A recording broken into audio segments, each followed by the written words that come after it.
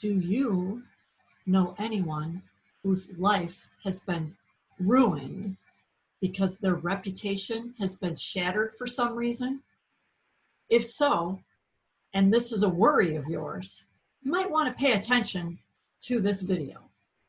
I'm Ann Babiars, and I am here with retired attorney Michael Babiars here on Way to Financial Minute. And we are going to sort out this very, very thorny issue. Welcome to the show, Michael. Well, you're quite welcome, and thank you for having me on. I feel a little underdressed today, and I don't have a hat on, but I will muddle through as best I can to try to answer today's burning question for folks, because reputation is really, really important. You know, as Billy Joel once said, your mother told you the only thing I could give you was a reputation, right? That phrase has been around with good or bad negative connotations for a long time. And there's a lot of things you can do to help protect your reputation. And because a lot of the besmirching of it occurs nowadays through digital media. So one of the things you can do is with the search engines is you can set up an alert with your name in it. So if your name pops up somewhere on the old World Wide Web, you'll get an alert and you'll be able to go to that and see exactly why your name is now appearing somewhere across the vast universe of the internet. So if you're in business and somebody writes a bad review, right, you can really find it that way. You can find it, or even if it's a personal sling or arrow at you, you should be able to find it. You can probably set up an alert on your business name as well too, if it's different from your personal one.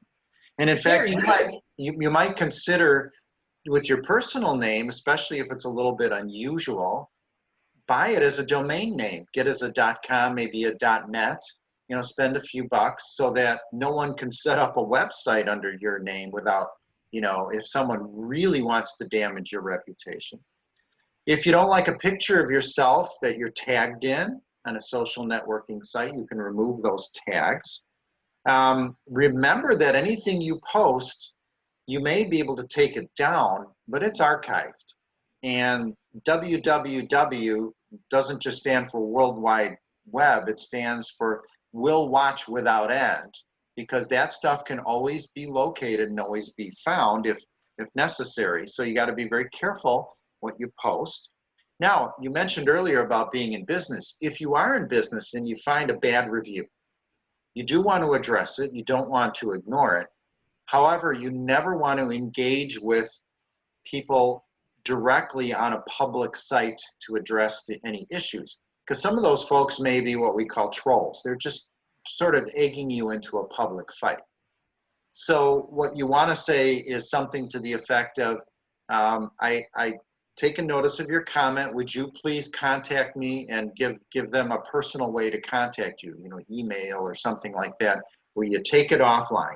You don't take it or take it off of the public view. But you do have to watch out, you know, and you can't ignore the bad stuff. You can't let it go. You have to be careful about engaging with it, but you can't let it go. And the last one comes courtesy of a friend of mine. She actually worked for me for a number of years. It was a bit of advice from her grandmother, and I will clean it up a little bit to make it PG rated for our audience today.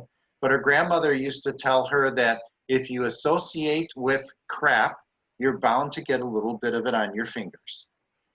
And so what that basically means is be careful of your associations, because sometimes they can drag you into a situation where your reputation is being harmed. Wow, those are some fantastic tips. And for those of you who want to dig down a little bit deeper, look below this video for a link to our course, Protect Yourself and Your Assets. And if you loved this video, please hit like, subscribe, and ring that notification bell for future videos. Thank you again, Michael, for being on the show, and audience, thanks for tuning in. Well, and one final word, if I may. Now, folks might think, you know, based on my natty attire here, that I was in the fashion business, but I was actually in the law business to the extent of having my own private practice for well over 2 decades, and practice in areas that revolved all around the asset protection realm of protecting yourself, your family, your money. And did a lot of teaching, everything from college to adult ed to currently where I still do some teaching. And although I don't practice law anymore, so I don't meet with clients and give legal advice, I still do the teaching, as I mentioned, and love to educate, love to inform, use my background, use my experience. So whether it's something as simple as the Way to Financial Minute, which we did today, or the course that Ann had mentioned below in the description, I'm always happy to provide information and help teach what I know.